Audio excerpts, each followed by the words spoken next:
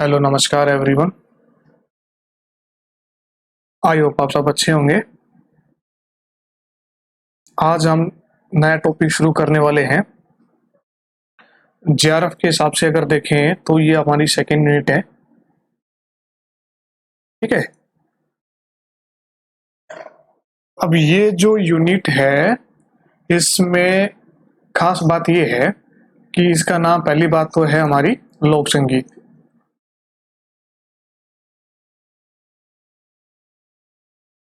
और ये जो लोक संगीत है हमारा, संगीत में तो हम लोग पढ़ेंगे, लेकिन इसी के साथ में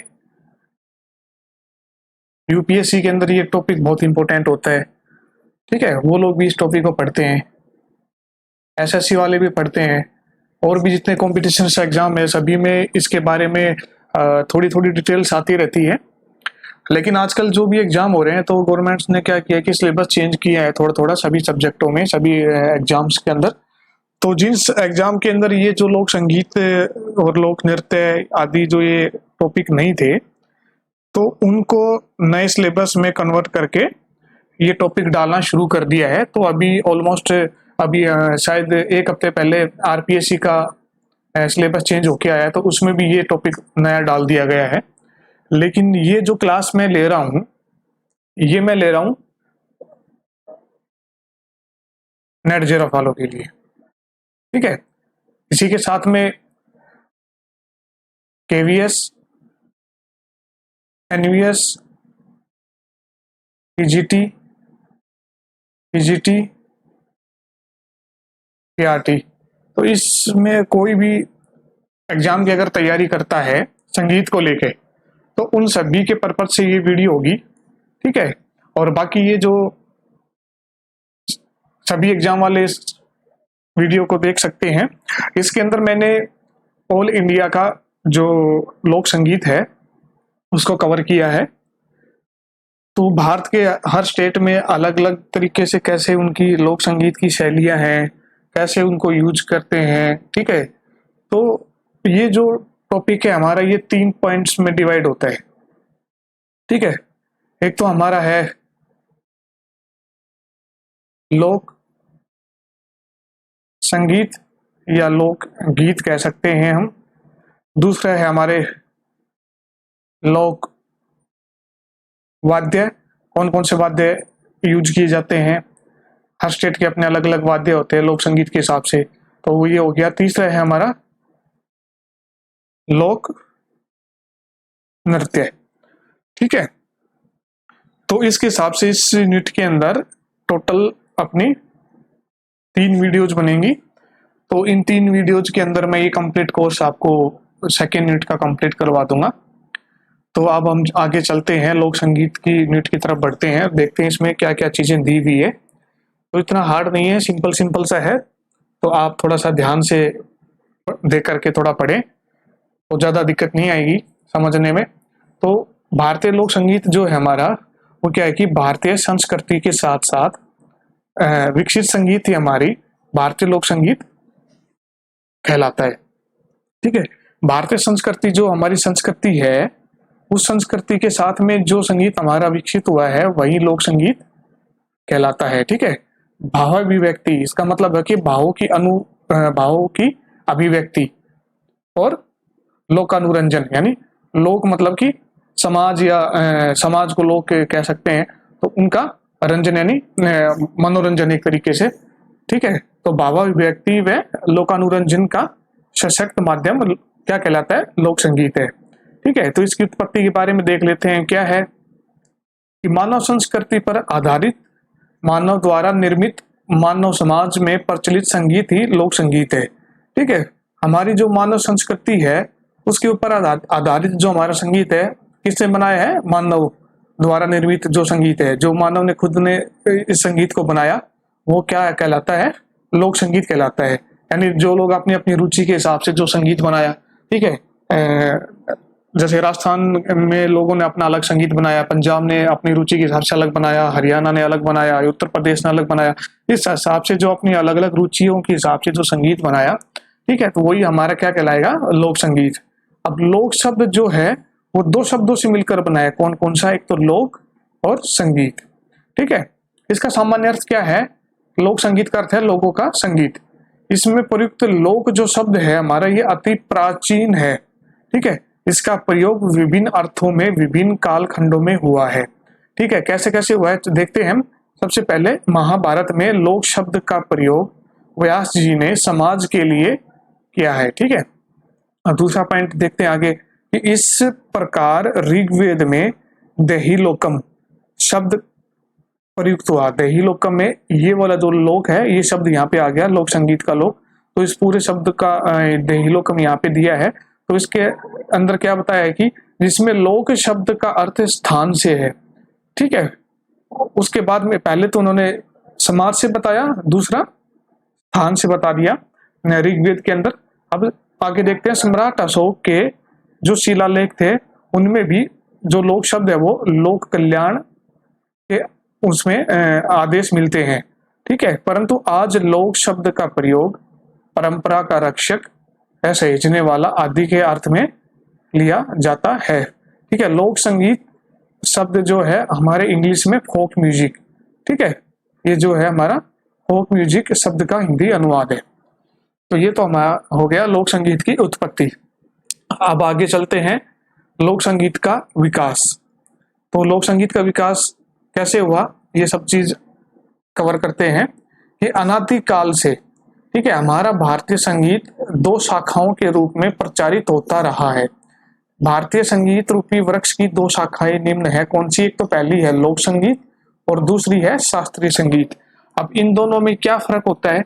लोक संगीत जो होता है वो क्या है कि लोग अपनी रुचि के हिसाब से बनाते हैं, कि उनकी जो चॉइस है, जो उनका मन कर रहा है, उसके अंदर से जो उपज आ रही है, ठीक है, गाने को लेकर के, तो उसी को अपने स्वरों में ढाल करके वो संगीत का निर्माण करते हैं। ठीक है, यानी जिससे खुद का या समाज का या लोगों का मनोरंजन हो, वो लोक संगीत हो गया। इसके अपोजिट अगर शास्त्रीय संगीत को हम देखते हैं तो शास्त्रीय संगीत को बनाने के लिए इनके अपने खुद के नियम होते हैं। उन नियमों के अनुसार इनको ढाल करके फिर बनाया जाता है। ऐसा नहीं है कि जो भी मन में आया वो स्वर लगा के शास्त्रीय संगीत का निर्माण कर दिया। इसके बड़े कठिन और टेढ़े नियम्स होते हैं। उन नियमों को ध्यान में रखते हुए ही जो रचना की जाती है वो हमारे शास्त्रीय संगीत, और उसी जो रचना हुई है हमारी शास्त्रीय संगीत में उसको उसी नियमों में बांध करके अगर उसका गायन करेंगे वो शास्त्रीय संगीत कहलाएगा। ठीक है, तो अब मोटा मोटा क्या फर्क आ गया कि इसमें नियमों का बंधन होता है, कि इसको नियमों के अकॉर्डिंग गाया जाता है शास्त्रीय संगीत को। और लोक संगीत में ऐसा कुछ नहीं होता, कोई बंधन नहीं होता, अपनी मर्जी अपने मूड के हिसाब से जो संगीत हम गाते हैं, ठीक है, तो वो हमारा क्या कहलाएगा? लोक संगीत कहलाता है। तो ये इनमें मेन डिफरेंस हो गया लोक संगीत और शास्त्रीय संगीत में। अब हम आगे बढ़ते हैं। यह दोनों शाखाएं अपने आप में स्वतंत्र होते हुए भी एक दूसरे के पूरक है। हमारा भारतीय संगीत लोक संगीत का ही विकसित रूप है। ठीक है, तो इसमें यहाँ पे इन्होंने ये बता दिया कि हमारा जो शास्त्रीय संगीत है वही हमारा क्या है? लोक संगीत का विकसित रूप है। ठीक है, अब प्राचीन काल में मानव अपनी भावनाओं को व्यक्त करने के लिए आलाप लेना आरंभ किया। अब ये लोक संगीत को लेकर के प्राचीन टाइम में कैसे इनकी शुरुआत हुई थी, कैसे क्या हुआ था, तो वो सब चीज यहाँ पे बता रहे हैं। तो यहाँ पे उन्होंने क्या शब्द यूज किया है कि प्राचीन काल में मानव अपनी भावनाओं को व्यक्त करने के लिए आलाप लेना आरंभ किया, या जो संगीत गुनगुनाया उस संगीत को ही लोक संगीत की संज्ञा दी गई, जो पीढ़ी दर पीढ़ी हस्तांतरित होता रहता है। ठीक है, तो इसमें क्या था कि इसके विकास क्रम में वाद्य यंत्रों के उपयोग की महत्ता भी देखी गई है। ठीक है, तो एक सेकंड मैं यहाँ पे अपना माइक ठीक कर लेता हूँ।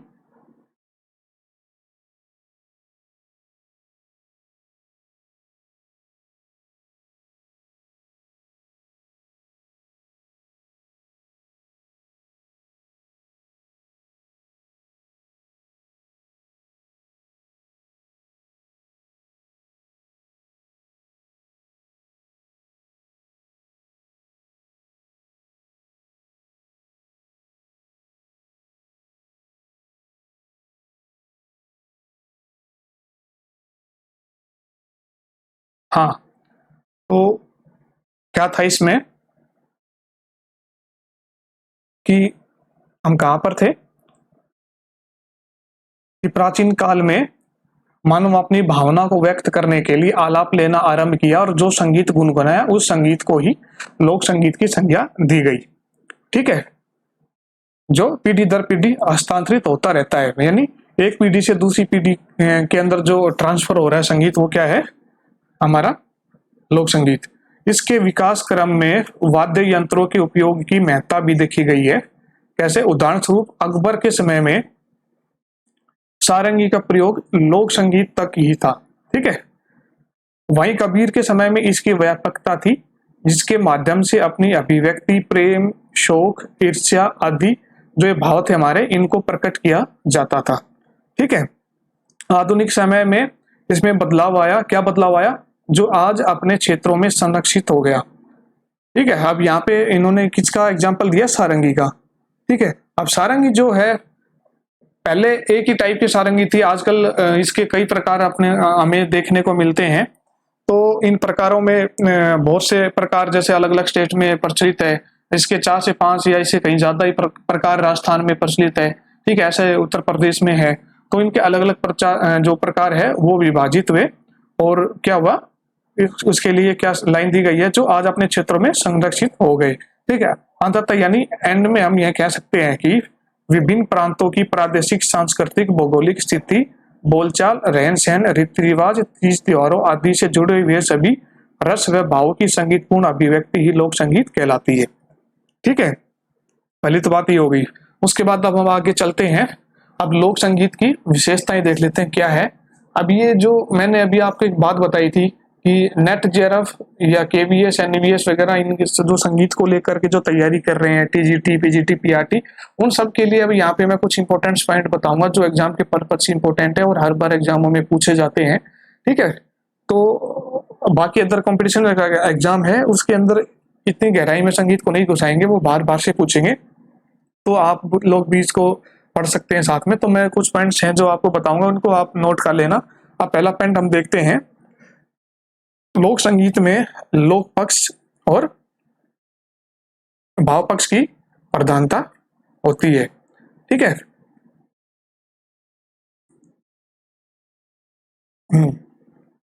लोक संगीत में लोक पक्ष और भाव पक्ष की प्रधानता होती है।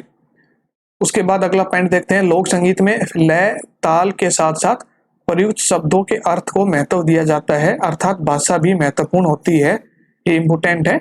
ठीक है, उसके बाद अगला देखते हैं, लोक संगीत का जन्मदाता व प्रेरणा स्रोत जन साधारण है, यह किसी विशेष वर्ग का नहीं होता। लोक संगीत में भाव पक्षों की प्रधानता के कारण ये कभी पुराना नहीं होता। ठीक है, अब ये भी चीज आप नोट कर लेना, ये भाव पक्ष होते हैं, लोक संगीत होते हैं वो। ठीक है, उसके बाद आगे देखते हैं कि लोक संगीत में शास्त्रीय संगीत के नियमों जैसे बाध्यता नहीं होती। दूसरी ये पूरा लाइन इंपोर्टेंट है। उसके बाद आगे देखते हैं, लोक संगीत साधारणतः 4 या 5 स्वरों के आधार पर ही गाया बजाया जा सकता है। ठीक है, ये इंपोर्टेंट एग्जाम में पूछा जा चुका है। उसके बाद आगे देखते हैं, लोक संगीत सरल व सहज होने के कारण इन्हें कहीं विद्यालय या संगीत पाठशाला में सिखाने की आवश्यकता नहीं होती है। उसके बाद अगला देखते हैं, लोक संगीत प्रत्येक प्रदेश, विशेष संस्कृति, व्यक्ति, समाज के सुख दुख का प्रतिबिंब होता है। ठीक है, और उसके बाद है हमारा, लोक संगीत में जितना स्वर का महत्व होता है उतना ही शब्द तथा भाव का महत्व होता है। यहाँ पे एक चीज फिर रिपीट हो रही है, भाव, जो मैंने यहाँ पे बात समझाई थी। ठीक है, तो भाव पक्ष होता है लोक संगीत जो होता है। ठीक है, उसके बाद लास्ट है हमारा पॉइंट कि लोक संगीत में पारंपरिक धुनों से युक्त शब्दावलियों का प्रयोग होता है। ठीक है, तो ये हमारी लोक संगीत की होगी विशेषताएं। इसके बाद अगला जो पॉइंट हमारा आता है वो है कि लोक संगीत का वर्गीकरण जो है वो किस प्रकार से हुआ है, किस प्रकार से किया गया है, वो हम देखते हैं कि एक क्षेत्र की लोक संस्कृति के कारण वहां के लोग संगीत की अपनी अलग अलग पहचान होती है। ठीक है, तो एक क्षेत्र की लोक संस्कृति के कारण वहां के लोक संगीत की अलग पहचान कैसी होगी? जैसे राजस्थान का अपना लोक संगीत है, वहां की अलग पहचान है। पंजाब का अपना खुद का लोक संगीत जो है उसकी अपनी अलग पहचान है। ठीक है, हरियाणा का लोक संगीत है, उसकी अपनी अलग पहचान है। तो ऐसे हर स्टेट की जो अपने अपने जो लोक संगीत होता है या अपना अपना जो क्षेत्र के जो लोक संगीत होता है उसकी अपनी अलग पहचान होती है। ठीक है, जैसे पंजाब का लोक संगीत हो गया, राजस्थान का लोक संगीत, उत्तर प्रदेश का लोक संगीत, हिमाचल प्रदेश का लोक संगीत आदि। ठीक है, प्रत्येक प्रदेश के लोक संगीत के अंतर्गत संगीत की तीनों विधाओं कौन कौन सी, गायन, वादन और नृत्य का समावेश होता है। अब भारतीय लोक संगीत में इन विधाओं के अंतर्गत उनके विभिन्न प्रकारों को निम्न प्रकार से वर्गीकृत किया जा सकता है। कैसे, चलो देखते हैं। सबसे पहले आता है हमारा लोक संगीत। लोक संगीत को कैसे वर्गीकरण किया गया, एक तो प्रकृति के हिसाब से उसको बांटा गया। प्रकृति के हिसाब से बांटने, जैसे कि प्रकृति को देखते हैं कि जैसे पेड़ पौधे, पशु पक्षी, जानवर जो भी हैं, है ना, जो हमारी प्रकृति है उसके हिसाब से जो है उन लोक संगीत उनको बांटा गया। उसके बाद दूसरा है पारिवारिक संबंधी। ठीक है, तीसरा है धार्मिक संबंधी, इसके हिसाब से बांटा गया। फिर है विविध विषयक लोकगीत। उसके बाद अगला पॉइंट हमारा आता है लोक वाद्य का। ठीक है, लोक वाद्य तो ये हमने बेसिकली पढ़ाई है, सबके लिए इंपॉर्टेंट है चीज, है ना। वैसे वाद्य कितने प्रकार के होते हैं, 4 प्रकार के। कौन कौन से, तत् वाद्य, तत् का मतलब कि जो तार वाले वाद्य होते हैं, स्ट्रिंग्स इंस्ट्रूमेंट जो होते हैं।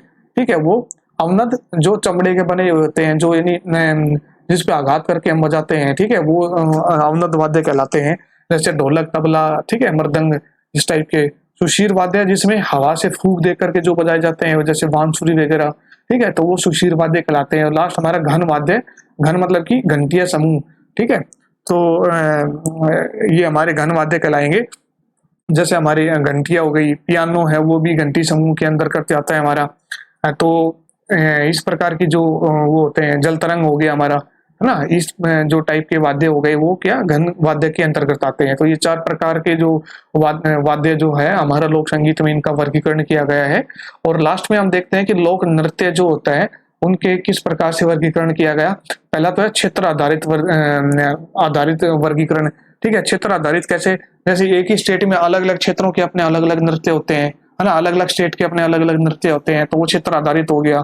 ठीक है, जाति के आधार पर देखते हैं कि जो बाई कास्ट अगर देखें तो अपने अलग अलग संगीत होता है। ठीक है, उसके बाद अगला है व्यवसायिक आधारित, है ना। तो कुछ नृत्य ऐसे हैं जो लोक नृत्य जिनको व्यवसाय के रूप में यूज करते हैं, जैसे कि पंजाब में देखेंगे भंगड़ा हो गया, है ना, राजस्थान में देखेंगे कालबेलिया हो गया। इस टाइप के जो नृत्य होते हैं वो क्या व्यवसाय के आधारित प्रयोग करते हैं, है ना, उसका वर्गीकरण हुआ। और लास्ट में है पर्व व धर्म संबंधी नृत्य। ठीक है, तो ये हमारे लोक संगीत के जो 3 पार्ट थे, लोक संगीत, हमारे लोकगीत, वाद्य और नृत्य, इनका वर्गीकरण किस प्रकार से हुआ वो हमने देखा।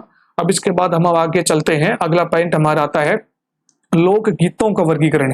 ठीक है, अब इससे पहले मैं आपको बता देता हूं कि इस वीडियो में मैं अभी लोकगीत कवर कराऊंगा। ठीक है, ये वाला पॉइंट। उसके बाद अगली वीडियो में लोक वाद्य और उसके बाद लोक नृत्य। ठीक है, तो 3 वीडियो में ये पूरा टॉपिक कंप्लीट हो जाएगा। तो अब आगे चलते हैं। हमने अभी तक देखा है कि लोक संगीत का वर्गीकरण देखा है। ठीक है, तो ये था हमारा क्या था, लोक संगीत का वर्गीकरण। ठीक है, इसी में अब हम आगे चल के लोकगीत को अगर पढ़ेंगे तो क्या हो जाएगा, लोकगीत का वर्गीकरण। लोक संगीत का वर्गीकरण 3 हिसाब से था, अब लोकगीत का वर्गीकरण कैसे होगा वो हम देखते हैं। ठीक है, तो लोकगीतों का वर्गीकरण क्या होगा कि प्राकृतिक संबंधी लोकगीत जो है हमारे, इसके अंतर्गत प्राकृतिक ऋतु आधारित गीत गाए जाते हैं। ठीक है, तो क्या है, पारिवारिक संबंधी के लोकगीत हो गए, इसमें नायिका अपने नायक को दूसरे प्रदेश से अपने घर पर आने का आग्रह करती है। ठीक है, जैसे राजस्थान के एक फेमस मांड गायकी एक है जो सब ऑलमोस्ट सभी ने सुना ही होगा कि केसरिया बालम आओनी पधारो मारे देश जी। ठीक है, तो इस प्रकार के जो हो गए, ये क्या हुआ, पारिवारिक संबंधी लोकगीत हो गया। यह गीत मांड गायन शैली पर आधारित है। अब राजस्थान की जो गायकी है ना, लोक गायकी, उसको मांड गायकी कहते हैं, ये ध्यान रखना, एग्जाम में बहुत बार पूछा जा चुका है। ठीक है, आगे चलते हैं। जो विश्व भर में राजस्थान की पहचान कराता है, यह गीत राजस्थान का प्रमुख लोकगीत है। इस प्रकार के गीत रीति रिवाज व रिश्ते नाते संबंधी गीत आते हैं। धार्मिक संबंधी लोकगीत, है ना, इसके अंतर्गत क्या होता है कि इसके अंतर्गत धर्म संबंधी अपने इष्ट देव को रिझाने या प्रार्थना व पूजा करने के समय गीत गाए जाते हैं, वो हमारे क्या होते हैं, धार्मिक संबंधित लोकगीत होते हैं। अब ये पूरा जो टॉपिक हमारा चलेगा आज की वीडियो में आगे कंप्लीट, वो पूरा गीत को लेके चलेगा। गीत भी कौन से, हमारे लोकगीत। ठीक है, तो अब लोकगीतों के बारे में हम पढ़ते जाएंगे आगे। अगले लास्ट में क्या लिखा है कि विविध यानी अलग अलग विषय के लोकगीत जिसमें पशु पक्षी स्त्री आभूषणों ना आदि के आधार पर जो गीत गाए जाते हैं वो विविध विषय के लोकगीत हो गए। ठीक है, तो अब हम आगे देखते हैं क्या है इसमें। तो इनकी लोकगीत जो है इनकी विशेषताएं आप देख लेना एक बार। ठीक है, मैं आप इनके मेन पॉइंट जो है उनके स्टार लगा दूंगा जो एग्जाम में भी आ चुके हैं। ठीक है, तो पहला पॉइंट हम देखते हैं कि साधारण लोग धुनें जो है वो 4 या 5 स्वरों में मिलती है लोक संगीत की, जो सरलता से गाई जा सकती है। ठीक है, इंपॉर्टेंट बात है, एग्जाम में भी आ चुकी है, तो आप मैं पहले भी बता चुका था ये, है ना, तो वापस से आप इस चीज को देख लेना, है ना। लोकगीत लयबद्ध होती है। ठीक है, उसके बाद लोकगीत एक ही धुन में गाए जाते हैं। ठीक है, ये भी इंपॉर्टेंट है। उसके बाद लोकगीतों में प्राय सरलता मिलती है। ठीक है, अगला है लोकगीतों में लोक भाषा का प्रयोग होता है ना, ये भी इंपॉर्टेंट है। अब लोकगीतों में लोक भाषा का प्रयोग होगा, ऐसा नहीं है कि आप कोई जैसे राजस्थान का गा रहे हो तो उसमें उत्तर प्रदेश हरियाणा या उत्तराखंड का कहीं का आप कहीं दूसरी की भाषा आप मिक्स कर देंगे उसमें, ऐसा नहीं होता है। जहाँ का लोक गीत होता है वहीं की लोक भाषा उसमें प्रयोग होती है। ठीक है, अगला पॉइंट है हमारा, लोकगीत अति विलंबित लय में नहीं गाए जाते, इससे आनंद कम हो जाता है, एग्जाम में पूछा जा चुका है। ठीक है, तो उसको ध्यान नोट कर लेना। अगला पॉइंट हमारा आता है कि लोकगीतों की धुनें जो है, लोकगीतों की लोक धुनों में 7 शुद्ध स्वरों, इसके साथ में कोमल गंधार व कोमल निषाद का विशेष प्रयोग होता है। ठीक है, कोमल गंधार और कोमल निषाद का विशेष प्रयोग होता है, एग्जाम में आ चुका है ये भी। ठीक है, इसको ध्यान से नोट कर लेना। उसके बाद अगला पॉइंट हमारा, लोकगीत में अधिकतर सप्तक के पूर्वांग के स्वरों का प्रयोग किया जाता है, ये भी एग्जाम में पूछा जा चुका है। ठीक है, अगला देखते हैं, लोक धुनें एकल उतनी शोभा नहीं होती जितना सामूहिक होती है। ठीक है, ये भी एग्जाम में पूछा जा चुका है कि लोक संगीत जो है वो सामूहिक गान होता है। ठीक है, ये चीज आप लिख लेना। उसके बाद अगला पॉइंट आता है, लोक धुनें स्वर की अपेक्षा लय प्रधान होती है, चीज पीछे बताई थी, फिर से ये बार आ चुकी है कि लोक संगीत जो है वो लय प्रधान होता है स्वर की अपेक्षा। ठीक है, ये भी एग्जाम में आई हुई चीज है। और लास्ट में आता है, लोकगीत का ध्येय मनोरंजन प्रदान करना है, ये भी एग्जाम में पूछा जा चुका है, इसको भी आप नोट कर लेना। ठीक है, तो ये हमारी हो गई लोकगीतों की विशेषताएं। उसके बाद हम आगे चलते हैं, अगला पॉइंट हमारा आता है कि लोकगीतों का महत्व क्या है। ठीक है, अब हम महत्व के बारे में पढ़ते हैं कि लोकगीतों के माध्यम से अपने देश समाज के भिन्न भिन्न रीति रिवाजों और रहन सहन और तीज त्योहारों आदि की पहचान करते हैं। ठीक है, इस पहचान के माध्यम से हम अपने वर्तमान जीवन में सुधार भी कर सकते हैं। लोकगीतों से हम प्राचीन इतिहास, घटनाओं, प्रवृत्तियों और तत्कालीन मनोभावों की पहचान कर लेते हैं। ठीक है, अब इनके संग्रह से निम्नलिखित लाभ या महत्व होते हैं, क्या क्या होते हैं देखते हैं कि इन गीतों के वर्तमान कवियों को अत्यधिक लाभ होता है। भावपूर्ण गीतों से भाव पक्ष को परिष्कृत करने का अवसर प्राप्त होता है, पहली बात तो ये। ठीक है, दूसरी लाइन क्या है कि लोकगीतों द्वारा हमें अपने देश और समाज के भिन्न भिन्न रीति रिवाजों, रहन सहन, तीज त्योहारों आदि का परिचय प्राप्त होता है।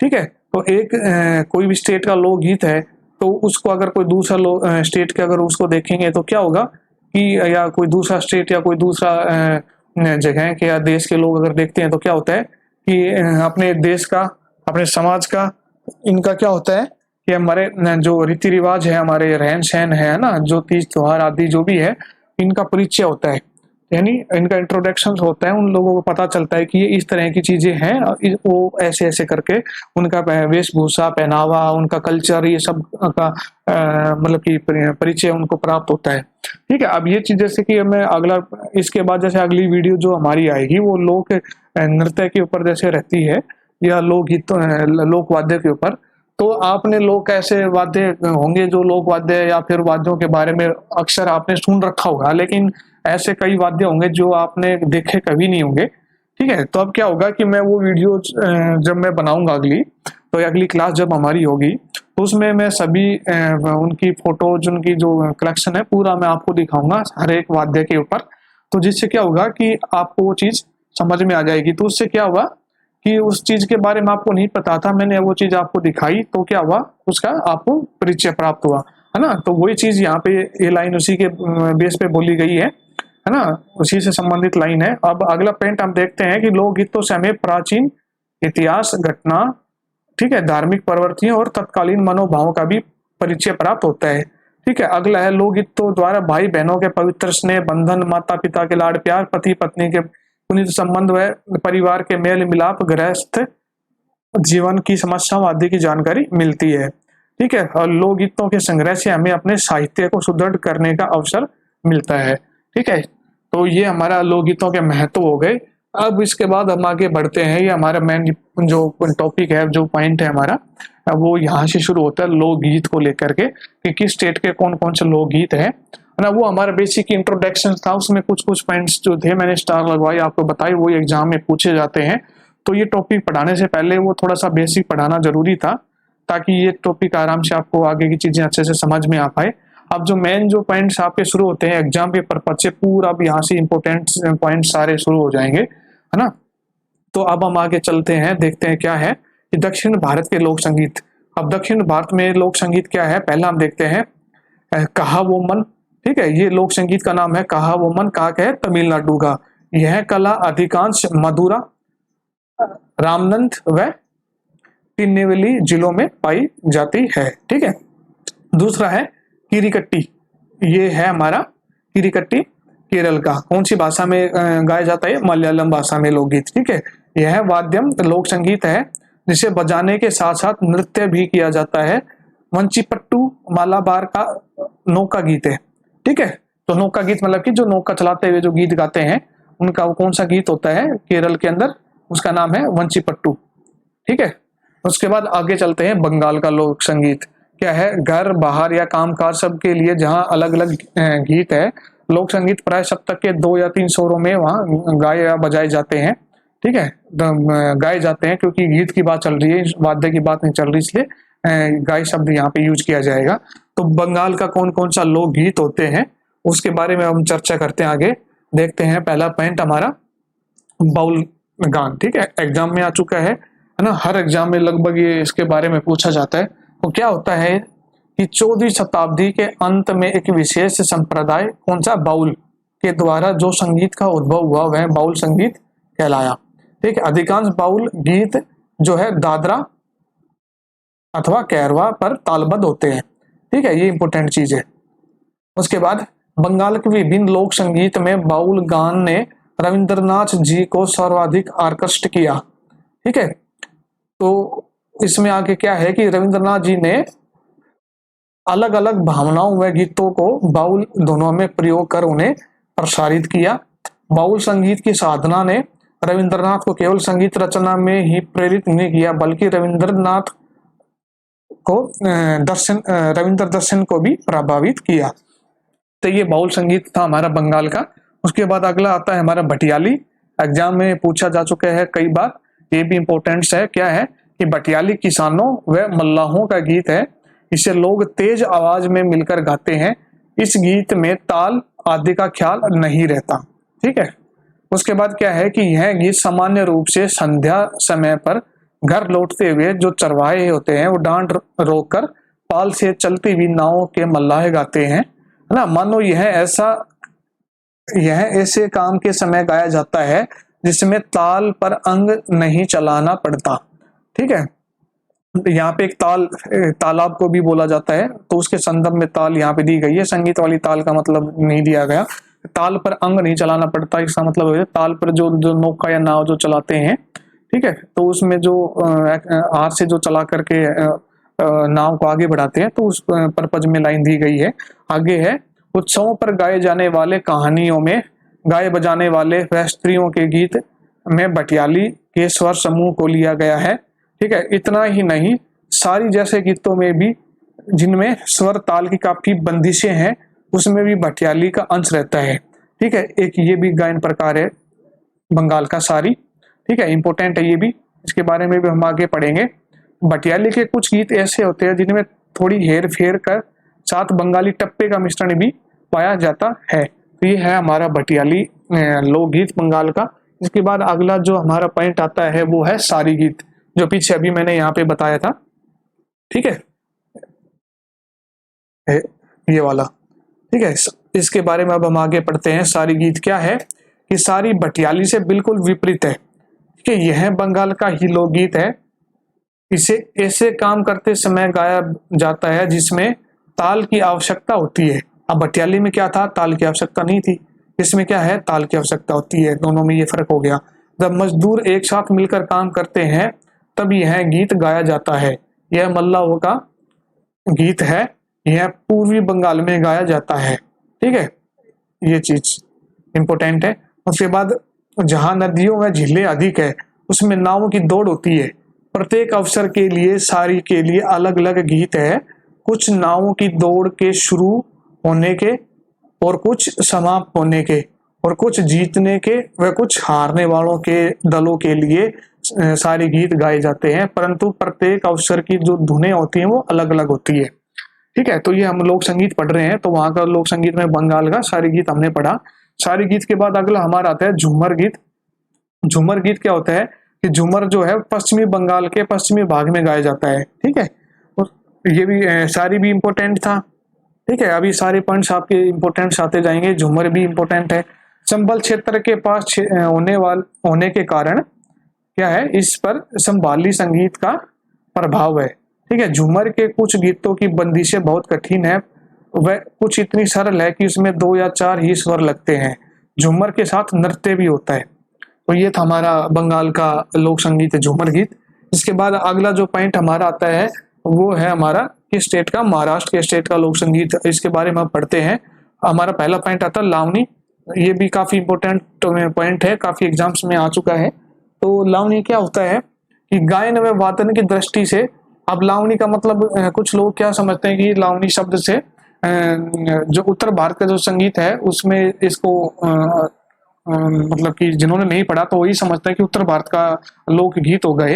ठीक है, लावनी या तो नाम से ऐसा लगता है कि हरियाणा का होगा या फिर राजस्थान का या फिर पंजाब का। ठीक है, और ये ऐसा क्वेश्चन आता है तो उसमें ये 2 या 3 ऑप्शन तो इस टाइप पे जरूर डालते हैं ताकि लोग कंफ्यूजन होए और उस पर क्लिक कर दे ताकि उसका आंसर जो है आपका सही ना होए। ठीक है, तो ये लावनी जो है आप ध्यान रखना हमेशा। महाराष्ट्र क्या होता है, तो क्या है, गायन व वादन की दृष्टि से चेन्नई यानी मद्रास राज्य में भिन्न प्रकार का लोक संगीत है। यह लोक संगीत महाराष्ट्र में भी प्रचलित है। ठीक है, लावनी के गायक जो है वो दक्षिणी जिले विशेषकर तंजौर और तिरुचिरापल्ली में मिलते हैं। ठीक है, लोक संगीत का दूसरा प्रकार जो है वितलुपहु है। ठीक है, इसका लावनी का दूसरा प्रकार वितलुपहु है, जिसमें 6 से 8 गायकों के समूह होते हैं। ठीक है, यह समूह एक धनुषाकार वाद्य बजाते हैं जिसकी रस्सी में घंटियां लगी रहती है और वे बजती रहती है। इसमें एक मिट्टी का बर्तन जो है वो भी इसमें काम में लाया जाता है लावनी लोकगीत के अंतर्गत, जो जिसका मुंह जो है धीरे धीरे चमड़े के टुकड़े से बजाया जाता है। उस उडक्कू वाद्य भी काम में लाया जाता है। एक उडक्कू वाद्य भी काम में लाया जाता है। ठीक है, तो ये जो वाद्य थे इसके साथ में प्रयोग होते हैं लावनी जो है लोक संगीत महाराष्ट्र का उसका। तो ये हमारा लावनी हो गया। उसके बाद अगला जो हमारा महाराष्ट्र का लोक संगीत आता है वो है हमारा मंगला गौरी गीत। क्या है कि सावन का महीना, त्योहारों व वर्षा ऋतु के कारण हिंदुओं में सर्वाधिक महत्व रखता है यह गीत, वो मंगला गौरी गीत कहलाता है। और उसके बाद अगला हमारा आता है नाग पंचमी गीत। यह क्या होता है कि इस दिन सर्प देवता को दूध पिलाया जाता है एवं उसकी पूजा की जाती है। इस अवसर पर भी स्त्रियां गीत गाती है। ठीक है, तो वहां की मान्यता है सांप को दूध पिलाने की। वैसे तो हमारे कहावत है कि सांप को दूध मत पिलाओ। ठीक है, तो खैर मैं मजाक की अलग बात थी। तो ये नागपंचमी जो गीत है लोकगीत है महाराष्ट्र का, तो उस दिन सांप को दूध पिलाया जाता है और उसमें क्या है कि गीत गाती है। तो ये उनकी अपनी प्रथा है। ठीक है, अगला पॉइंट हमारा आता है ढप व डांडिया गीत। क्या है कि होली के अवसर पर ढप के साथ गीत व नृत्य चलते रहते हैं। ठीक है, दूसरी ओर गिद्दड़ व डांडिया गोलाकार नृत्य करते हैं। ठीक है, गिद्दड़ व डांडिया गोलाकार नृत्य करते हैं जिसमें लोकगीत भी गाए जाते हैं। ठीक है, श्री जागरण में खड़ताल चलती है। खड़ताल एक वाद्य है जो अगली यूनिट के अंदर अगले वीडियो जो क्लास होगी हमारी अगली वीडियो उसके अंदर ये सब मैं बताऊंगा आप लोगों को। ठीक है, यह प्राय बिहाग, सोरठ, घोड़सारंग, कालिंगड़ा, आसावरी, भैरव आदि राग गाए जाते हैं। ठीक है, इसके बाद हमारा अगला जो पॉइंट आता है वो है कश्मीर का लोक संगीत। ठीक है, बड़ी अच्छी और खूबसूरत जगह है कश्मीर। तो क्या है इसका रोप संगीत। ठीक है, रोप या कई लोग इसको रै उ है। ठीक है, रऊफ भी लिख देते हैं और कोई रोप भी लिख देते हैं, कई मैंने बुक्स में पढ़ा है। तो रऊफ भी लिखा हुआ है या रोप भी, तो इसका मतलब एक ही होता है। इंपोर्टेंट है ये भी। क्या है कि रोप प्राय रमजान व ईद के दिनों में प्राय गाया जाता है, जिसे गाने के लिए युवतियां दो दलों में विभाजित होती है, जिसमें एक दल की युवतियां नृत्य करती हुई एक पंक्ति गाती है तथा इसके बाद दूसरे दल की युवतियां जो है वो दूसरी पंक्ति गाती है। ठीक है, दोनों दल की युवतियां एक दूसरे की भुजाओं को जकड़कर सामूहिक नृत्य करती है, जिसमें किसी वाद्य का प्रयोग नहीं होता है ना। युवतियों के पद संचालन ही इसमें ताल का काम करते हैं। यह हो गया कश्मीर का लोक संगीत, कौन सा, रऊफ। उसके बाद अगला आता है छकरी गीत। छकरी क्या होता है कि धान की कुटाई के अवसर पर कभी कभी यह गीत गाए जाते हैं। इस गीत में जब कोई व्यक्ति अंतरा गाता है तो उस समय वाद्य बंद रहते हैं ना। छोटे बालक हाथों से तालियां बजाते हुए लय के साथ यह गीत गाते हैं। अगला है सूफियाना। ठीक है, यह क्या, यह पुरुष प्रधान गीत है, प्राय वीर है और मिलन के अवसर पर यह गाया जाता है। ठीक है, संभवतः सूफी संत लोग इस गीत को गाते हैं। कश्मीर के मुख्य लोकगीतों में छकरी गीत और सहरवी अधिक प्रचलित है। ठीक है, ये भी इम्पोर्टेंट है। उसके बाद अगला जो पॉइंट आता है हमारा कश्मीर का लोक संगीत में, वो खत्म हो चुका है। अगला है हिमाचल का लोक संगीत। तो हिमाचल के लोक संगीत में क्या बताया गया है कि हिमाचल प्रदेश के गीतों को क्या कहा है, नाटी कहा है। इम्पोर्टेंट है। ठीक है, अब क्या है कि इसमें स्वांग गीत, यहाँ का जो लोकगीत है वो स्वांग है, ये अलग अलग तरीके के चलते हैं। तो इसमें स्वांग गीत बेसिकली क्या होता है हिमाचल प्रदेश का, हिमाचल प्रदेश में वैवाहिक संस्कारों के अवसर पर मांगलिक स्वांग गाए जाते हैं। ठीक है, तो यहाँ पे एक मांगलिक स्वांग हो गया। ठीक है, इस प्रकार अलग अलग टाइप के स्वांग होते हैं तो गाए जाते हैं। तो क्या था कि मांगलिक स्वांग में क्या है कि जिन्हें जमाकड़ा या मझाकड़ा स्वांग कहते हैं, यह मूलतः स्त्रियों का स्वांग है। इस स्वांग में स्त्रियां विवाह की प्रारंभिक यानी स्टार्टिंग की तैयारी से लेकर के विदाई तक सभी प्रथाओं पर नृत्य व गीत व भाव अभिनय के साथ सामूहिक हर्षोल्लास अभिनीत करती है। वर के पक्ष लोग जमाकड़ा, ठीक है, ये है जमाकड़ा स्वांग, तथा दुल्हन के पक्ष वाले मजाकड़ा, ये वाला मजाकड़ा स्वांग गाने की प्रथा है। ठीक है, उसके बाद आगे हम चलते हैं पंजाब का लोकगीत। अब पंजाब का लोकगीत क्या है, बारहमासा, इंपॉर्टेंट है। ठीक है, कई एग्जामों में इसके बारे में पूछा जा चुका है। क्या है कि इन 12 मासा गीतों के अंदर 12 मास का प्राकृतिक वर्णन होता है। 12 मास का मतलब होता है कि 12 मतलब महीने, तो साल में जितने 12 महीने होते हैं उन महीनों का जिक्र किया जाता है इन गीतों के अंदर, इसलिए इसका नाम 12 मासा गीत पड़ा। ठीक है, इनमें सर्दी, गर्मी, बरसात आदि ऋतुओं का मानव के मन पर उनके प्रभाव का निरूपण किया जाता है। ठीक है, गा करके। उसके बाद आता है सिठनी या सिठनिया। ठीक है, दो तरह से नाम इसका यूज मैंने बुक्स में देखा है, यहाँ सिठनी या सिठनिया भी लिख देते हैं। तो यह क्या है, यह पंजाब का हास्य से परिपूर्ण गीत है। ठीक है, हास्य का मतलब हंसी मजाक वाला। ठीक है, जो विवाह के अवसर पर और अधिक रंगीन वातावरण प्रदान करते हैं। ठीक है, यह गीत स्त्रियां तथा नव युवतियां सामूहिक रूप से गाती है, जिसमें दाम्पत्य यानी दाम्पत्य मतलब कि जो जिनकी शादी होने वाली है ना, उनके लिए शब्द यूज किया है यहाँ पे। उनका जीवन का अत्यंत मनोरम एवं भावपूर्ण चित्र प्रस्तुत होता है। ठीक है, अब उसके बाद अगला आता है टप्पा गीत। ठीक है, अब टप्पा क्या है कि हमने एक शब्द पढ़ा था मांड गायकी। ठीक है, ये कहाँ की थी ये मांड गायकी, लोक गायन कहाँ का था, राजस्थान का। ठीक है, ऐसे ही पंजाब का जो लोक गायन है उसको क्या बोलते हैं, टप्पा। ठीक है, क्या है कि इसकी उत्पत्ति के बारे में क्या बताया कि कहाँ से आया टप्पा। ये जो राहगीर ऊंट की टापों की लय पर अपने हृदय के उद्गारों को अभिव्यक्त करने लगे, जो कालांतर में टप्पा नाम से प्रसिद्ध हुए। ठीक है, इन टप्पों की रचना सर्वप्रथम किसने की, इसके बोल किसने दिए, स्वर किसने दिए, ये नहीं कहा जा सकता, क्योंकि यह गीत एक पीढ़ी से दूसरी पीढ़ी को विरासत में प्राप्त हुए हैं।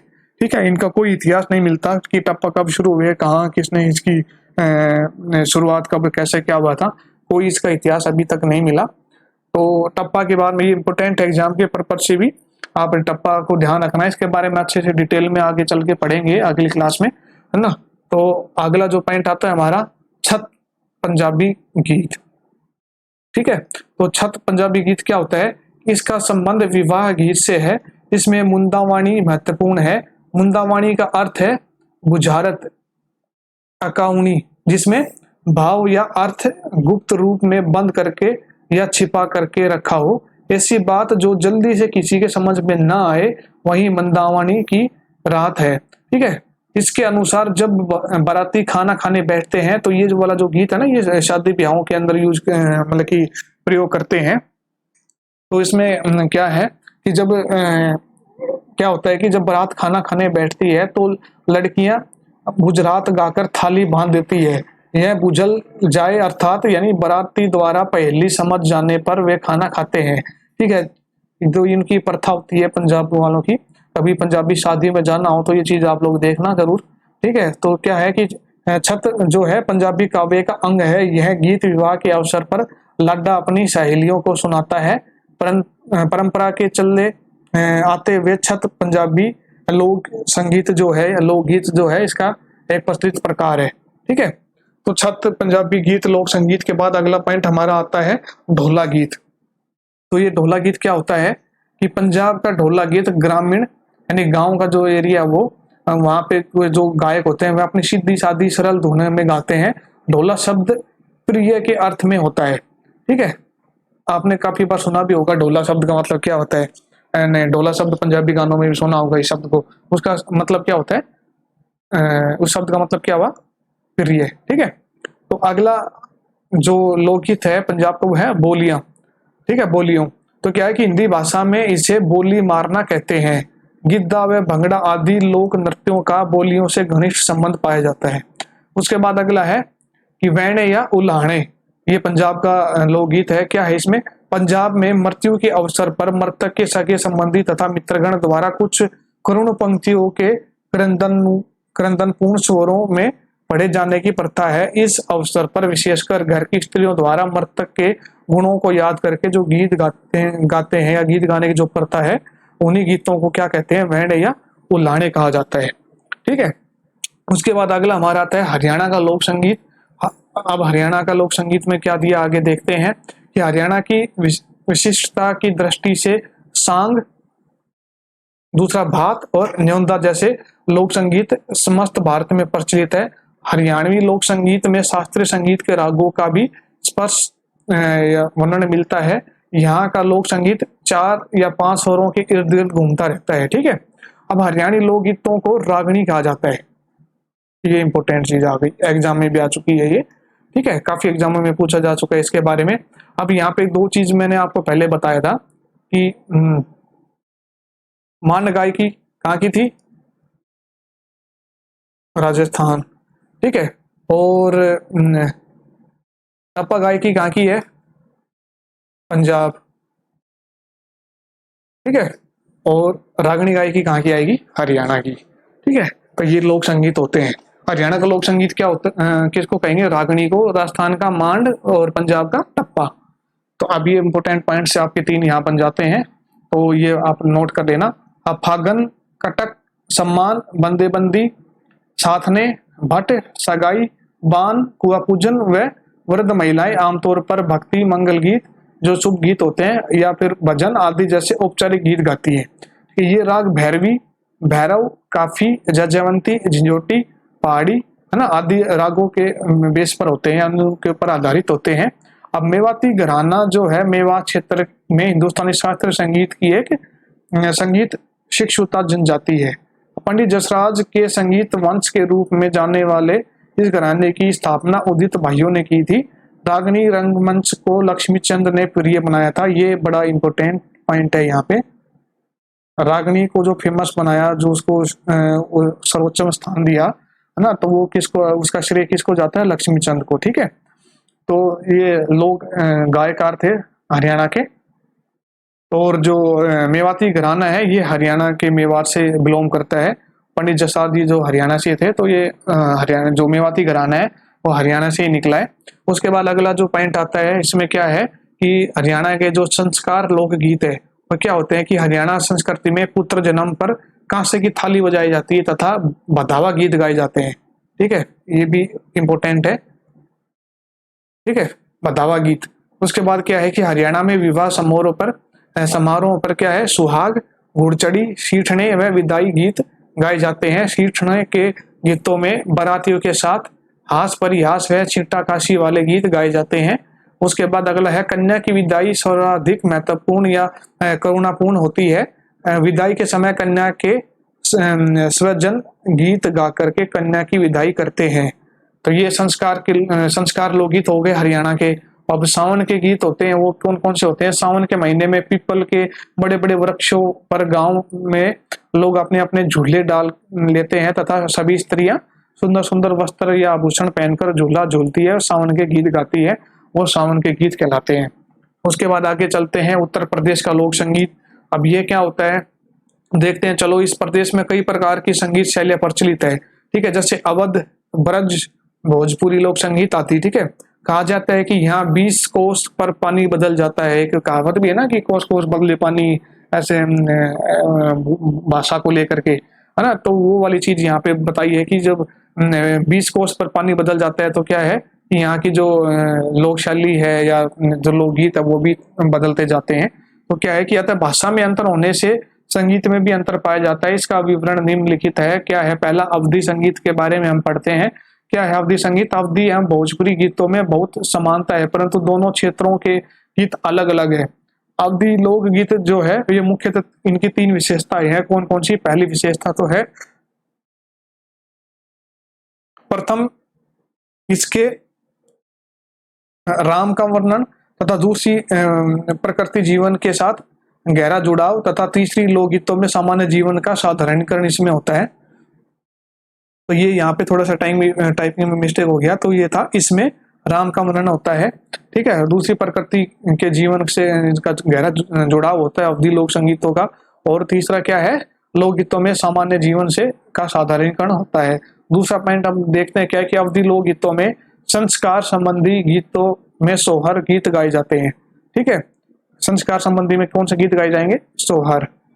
उसके बाद क्या है कि यह गीत पुत्र जन्म, मुंडन, संस्कार पर गाया जाता है तथा विवाह के गीतों में सहाना, कर्मठ गीत, गौना आदि गीतों का प्रचलन है। अब यहाँ पे हमने बात पढ़ी थी पीछे कि पुत्र जन्म पर हरियाणा में कौन सा गीत गाया जाता है? बधावा। तो ऐसे ही उत्तर प्रदेश में कौन सा गाया जाता है? सोहर। एग्जाम में पूछा जा चुका है, इंपोर्टेंट है। अगला पॉइंट क्या है इसमें कि ऋतु संबंधी गीतों में 12 मासा, यानी हमने पीछे पढ़ा था 12 मास के जिक्र जो होता है वो, जिसमें ऋतु का वर्णन किया जाता है। उसमें कजरी ना, चौमासा, चैत, फगुआ, डेढ़ ताल, चहका आदि प्रमुख है जिसमें ऋतुओं का वर्णन होता है।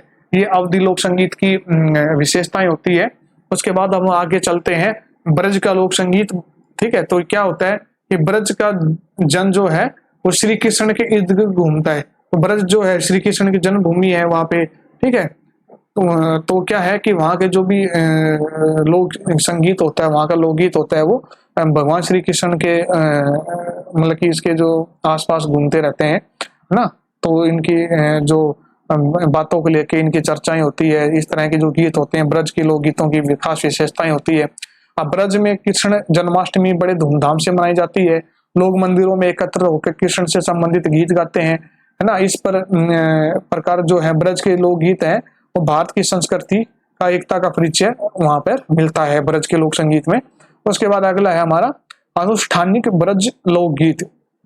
यह क्या होता है? ब्रज लोक गीतों में देवी देवता संबंधित अनुष्ठानिक गीतों में जोगनी, निराहर, घुघुर, जालपा, कुंदर, कुठारी, पैडो और बाहुरो देवी पूजा व जात के गीत गाए जाते हैं तथा इन्हीं अनुष्ठानिक गीतों के अंतर्गत सैयद मियाँ, रईस, माता भूमिया, भैरव, कमाल खां तथा जस गीत भी गाए जाते हैं। इन गीतों में चित्रकूट राजघाट पर स्नान आदि के लिए यात्रा का वर्णन मिलता है तथा इस उत्सव पर गाए जाने वाले गीतों को लंगूर या लंगूरिया कहते हैं। ये भी एग्जाम में पूछा जा चुका है, ठीक है। उसके बाद अगला आता है संस्कार गीत, जो उत्तर प्रदेश के कौन से होते हैं संस्कार, रुक्मणी, सांद, गोरी, सोहर, झुनझुना, पालना, चकई, कणुला, सार, खिचड़ी, जगमोहन आदि जो है जन्म संबंधित लोक गीत है। विवाह के संस्कारों जैसे हरितियारा, घोड़ी, बंदरा खेल, लगन के समय श्याम धना इत्यादि गीत गाए जाते हैं, ठीक है। तो ये उत्तर प्रदेश के जो लोक गीत है उसमें संस्कार गीत का वर्णन हमने किया। इसके बाद हम आगे चलते हैं, भोजपुरी जो लोक गीत है उसके बारे में देखते हैं क्या है। इसमें श्रम गीत, श्रम क्या होता है कि किसान व मजदूर लोग काम करते समय अपनी थकान दूर करने के लिए एक स्वर में गुनगुनाते हैं, यही यहाँ के श्रम गीत है, ठीक है। उसके बाद अगला आता है संस्कार गीत। इसमें संस्कार गीत कौन से आएंगे, भोजपुरी लोक संगीत में संस्कार लोकगीतों के अंतर्गत प्रत्येक अवसर पर लोकगीत गाए जाते हैं, जिसमें प्रमुख है तिलक, शगुन, देवी गीत, मंगल, विवाह, सुहाग, जोग, बन्ना बन्नी, उठान आदि, ठीक है। ये वहाँ के संस्कार गीत हो गए। उसके बाद अगला पॉइंट आता हमारा सांस्कृतिक गीत। सांस्कृतिक गीत में क्या होता है कि सांस्कृतिक गीतों के अंतर्गत व्रत व त्योहार व मेले के में गाए जाने वाले गीत होते हैं। ये हमारा भोजपुरी लोक संगीत हो गया। उसके बाद आगे हमारा अगला पॉइंट आता है उत्तराखंड का लोक संगीत। उत्तराखंड के लोक संगीत दो भागों में डिवाइडेड है। पहला पॉइंट है हमारा गढ़वाली, गढ़वाली, ठीक है। इसमें क्या क्या होता है, गढ़वाली जो है वहाँ का लोक संगीत, उसमें पहला आता है मंगल गीत, देवी देवताओं से संबंधित गीतों को मंगल गीत कहते हैं। दूसरा है जागर गीत, गढ़वाल में देवी देवताओं से संबंधित लोक गीतों को जागर गीत भी कहा जाता है। इन्हीं जागर गीतों में भूत प्रेत आदि से संबंधित गीत भी गाए जाते हैं। भूत प्रेतों की छाया से बचने के लिए सैखनी नामक गीत गाया जाता है, ठीक है। ये दूसरा पॉइंट हो गया। तीसरा है वीर गाथा गीत। क्या है, गढ़वाल में वीर गाथा संबंधित गीतों को पावड़ा कहा गया है, ठीक है, ये आप नोट कर लेना। उसके बाद पावड़ा गीतों में युद्धों का वर्णन तथा वीरों के पराक्रम की गाथाओं का वर्णन होता है, तो वो वीर गाथा गीत हो गया। उसके बाद चौथा है हमारा ऋतु गीत। यहाँ के ऋतुओं में बसंत ऋतु के गीत, शरद ऋतु के गीत अधिक प्रचलित है। 12 मासा गीत ऋतु परिवर्तन संबंधित गीत है यहाँ पे, ठीक है। उसके बाद अगला हमारा है खुदेड़ गीत। यहाँ का खुदेड़ गीत, उत्तराखंड का खुदेड़ गीत क्या होता है गढ़वाली में, कि यहाँ के खुदेड़ गीतों में स्वयं को मिटाने के प्रयास की गाथा होती है। यह गीत मायके तक न पहुंचने वाली नारियों के हृदय विदारक गीत है। इन्हीं गीतों में एक प्रकार है झुमेला गीत, ठीक है, ये झुमेला गीत, तो जिसमें गांव की कन्याएं तथा मायके आई नवविवाहिता समूह बनाकर यह गीत गाती है। तो इसके बाद हमारा अगला पॉइंट जो आता है कुमाऊं का लोक संगीत। ये हमारा दूसरा पार्ट है उत्तराखंड का, नहीं सॉरी, हाँ, उत्तराखंड का पहला गढ़वाली और दूसरा कुमाऊं। तो अब कुमाऊं में कौन कौन से संस्कार के गीत कौन कौन से होंगे यहाँ पे, यहाँ के संस्कार गीत भाव, भाषा, विषय की दृष्टि से लोक धारा से भिन्न है, परंतु भाषा की दृष्टि से उन्हें कुमाऊं के अनुरूप ढाल दिया गया है, ठीक है। अब कुमाऊं का जो लोकगीत है वो जागर गीत है, ठीक है, इसको नोट कर लेना।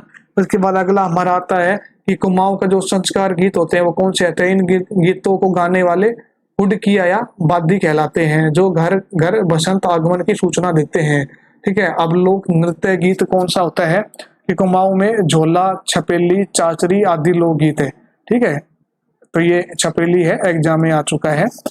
तो इसके बाद आगे हम चलते हैं राजस्थान का लोक संगीत। अब राजस्थान का लोक संगीत क्या होता है इसके बारे में हम चर्चा करते हैं कि राजस्थानी लोक संगीत दो भागों में डिवाइड किया हुआ है। पहला कौन सा है, मरुस्थल भूमि वाला गीत, और दूसरा कौन सा है, पहाड़ी क्षेत्रों वाला गीत, ठीक है।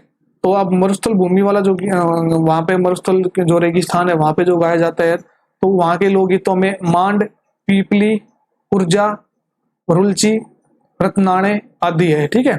और पहाड़ी जो गीत है उसमें कौन कौन से गीत आते हैं, राजस्थान के पहाड़ी देशों में आदिवासियों का लोक संगीत है। इन गीतों की स्वर रचना अत्यंत सरल और प्राथमिक होती है, ठीक है। अब इसमें पहला पॉइंट हम देखते हैं मांड गायकी। मांड जो है राजा महाराजाओं की प्रशंसा में गाया जाने वाला गीत है, जिसमें श्रृंगारिक भाव होते हैं, ठीक है। काफी बार एग्जाम में पूछ चुका है मांड संगीत, मांड के बारे में, ये कहाँ का लोक संगीत है, राजस्थान का, ठीक है। दूसरा है लावणी गीत। वैसे तो लावणी हमने महाराष्ट्र में भी पढ़ा था ना, तो तो ये लावणी वहां पे भी होता है कि लावणी यहाँ भी है राजस्थान का। तो क्या है राजस्थान में लावणी, राजस्थानी लोक संगीत का ही एक प्रकार है। लावणी के 4 प्रकार प्रसिद्ध है राजस्थान में। कौन कौन से? साधारण लावणी, जानकी लावणी, तीसरा है हमारा लंगड़ी लावणी, और अगला है हमारा वशीकरण लावणी। ठीक है, तो ये 4 प्रकार लावणी के जो गीत का प्रकार है वो राजस्थान में प्रचलित है ना। तो ये लावणी यहाँ पे भी गाया जाता है राजस्थान में। लेकिन मेन अगर क्वेश्चन आ जाता है लावणी कहाँ का लोकगीत है, ठीक है, तो फिर आपका महाराष्ट्र ही रहेगा। ठीक है, ऑप्शन में अगर महाराष्ट्र है, या तो फिर आपको ऑप्शन में या तो महाराष्ट्र आएगा, ठीक है, या फिर आपका राजस्थान आएगा। इन दोनों में से एक ऑप्शन आपको रखा मिलेगा, ऐसा नहीं कि दोनों ऑप्शन दे देंगे। तो बेसिकली आपको जो ऑप्शन मिलेगा ना, तो वो आपका रहेगा महाराष्ट्र ही। तो आगे हम चलते हैं राजस्थान के लोक संगीत के बारे में और देखते हैं क्या क्या होते हैं। गणगौर बड़ा इंपॉर्टेंस है, काफी बार एग्जाम्स में आ चुका है। ये राजस्थान राजपूतों का अंचल है।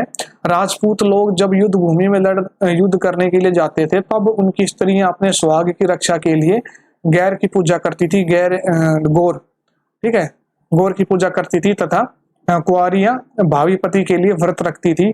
तभी से गणगौर का त्योहार राजस्थान में बड़े धूमधाम से मनाया जाता है। राजस्थान जाओ तो कभी देखना कि आपको कभी मौका मिले, गणगौर का जो त्योहार होता है बड़े धूमधाम से मनाते हैं वहाँ के लोग।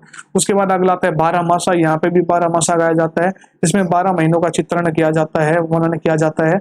उसके बाद आता है गौरबंद। ये भी एग्जाम में पूछा जा चुका है। गौरबंद ग्रामीण क्षेत्र का प्रचलित तो संगीत है।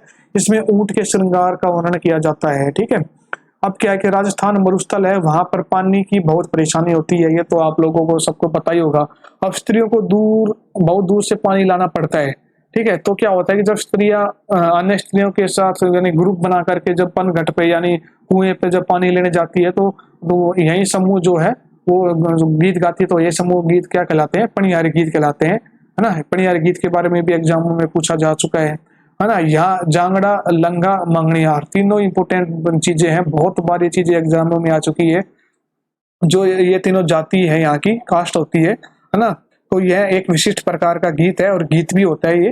ठीक है, यह छंदबद्ध रचना है। जांगड़ा का विशेष परदेश गए हुए पति या प्रेमी के घर आने पर नायिका क्या करेगी, इस विषय पर जांगड़ा का वर्णन होता है। ठीक है, तो जांगड़ा लोकगीत भी है, लंगा लोकगीत है, मंगनियार है। तो ये कास्ट भी है और इन्हीं के नाम पे इनके लोकगीत भी होते हैं। ठीक है, उसके बाद आगे हम चलते हैं।